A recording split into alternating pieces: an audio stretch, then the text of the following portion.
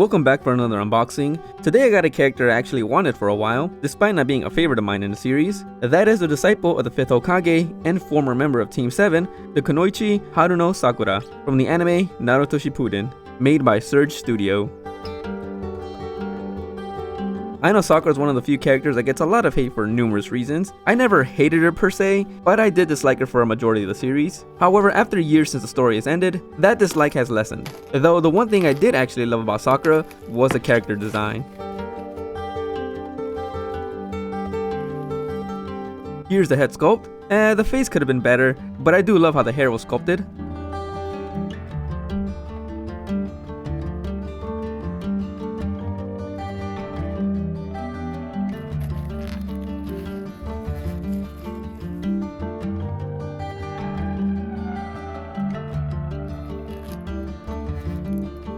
It comes with a cool metal plaque.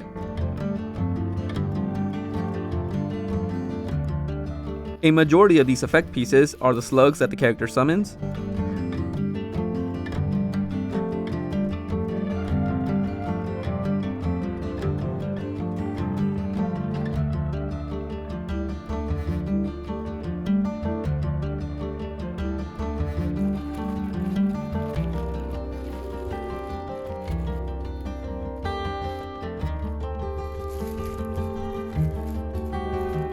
Now onto the main body, which is my favorite part of the statue. Sakura's time skip design was one of my favorites when I first saw it, and I think the studio did an amazing job at sculpting and painting it.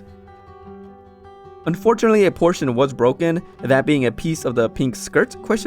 Not really sure what it is exactly, but the damage is pretty visible. Other than that, everything else looks good. This statue did have the option to be bought at a 1/4 scale size, which I was debating myself if it was worth it, but I don't like Sakura enough for that. And the statue's pose is based off of Sakura from the cover of volume 30.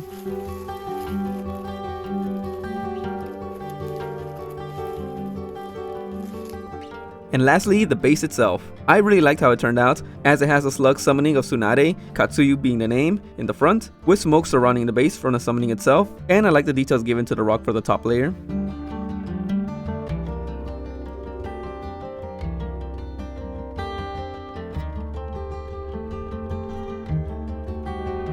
Here's the results of my fixing abilities. I had to use super glue to keep it in place, and while the fracture is still clearly visible, at least it stayed in place. And that's enough for me.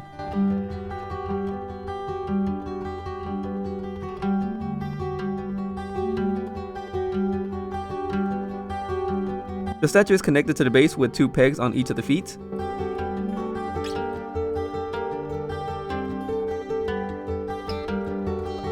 Then putting in the head sculpt and the remaining slug pieces, which are all connected with magnets.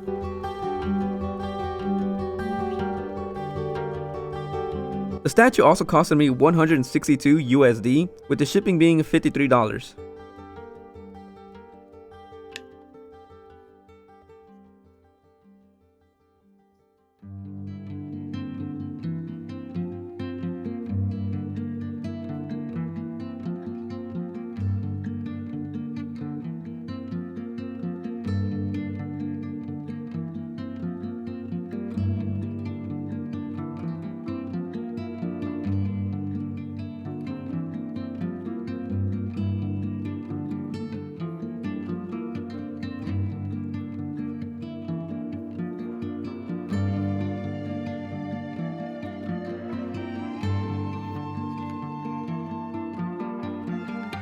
And here's the plaque, which I really like the stand given to it, rather than a generic plastic piece like usual.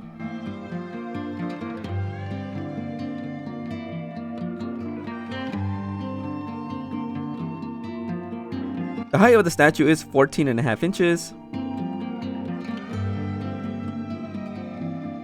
And now for the completed statue's display. So Sakura isn't the best character in the story, however her design has always been a favorite of mine, especially after the time skip. Starting with the pink hair, one of my favorite things that anime does in general is giving its characters various hair colors. And the pink color given to specifically female characters is a soft spot for me, and I feel like it might have started with Sakura to be honest. And I like the green color given to the eyes, it's a nice contrast with the pink.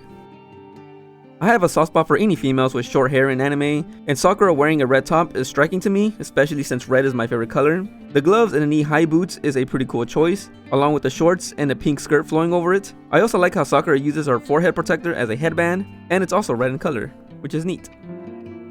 Now to talk about Sakura and the story for a bit. I really didn't mind her too much in part 1. She was still fairly new to being a ninja during the Land of the Waves arc, so she didn't do much, and I've actually enjoyed her moments in the tuning exams, although I was disappointed in her during her match with Ino. In fact, I actually gained more respect for Ino in that fight. But Sakura still tries despite not being useful, like how she tried to defend Sasuke against Gaara. Now after the time skip, I think Sakura had such a strong start. Her fight against Sasori is one of my favorite fights in the story. Unfortunately, she pretty much doesn't do much after this, which is a shame because I would have liked Sakura to be more of a badass physical taijutsu fighter, similar to Lee. I do want to mention the 2 moments that made me greatly dislike her character. I think people can guess at least one of them, and that's her confession to Naruto in the Land of Iron, attempting to emotionally manipulate him to let go of the promise Naruto made for her. And while I do understand Sakura's actions for this, it's still something that didn't sit right with me. The second moment is actually when Obito asks Sakura to destroy the Rinnegan before Madara got it, as she failed to do this and it led to Madara gaining both Rinnegans. I do understand this was needed to happen for the story to develop, but it still doesn't look good for Sakura. I guess an honorable mention would be Sakura failing to follow through with her mission to kill Sasuke. She even tricked her own comrades to do this. And while I understand Sakura simply liked Sasuke too much to go through with it, it still didn't look good for Sakura since it showed her resolve isn't the best. At least Sakura turned out to be an amazing healer, being compared to Tsunade, and her keeping Naruto alive after losing Kurama was one of my favorite moments for Sakura as well. It's quite impressive how strong Sakura became in the end, despite not having anything special about her, like a chakra monster sealed within her or having superhuman genetics, so that's pretty cool.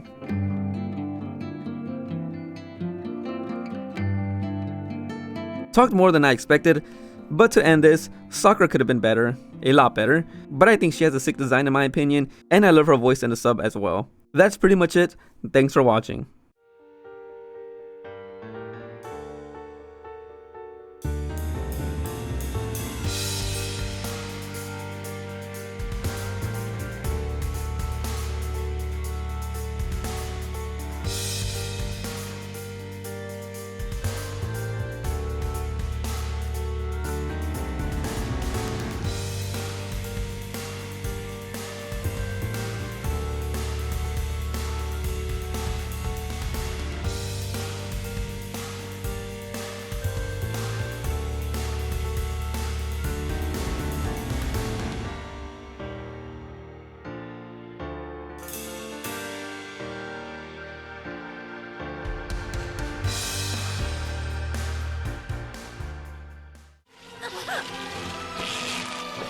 A to 5秒。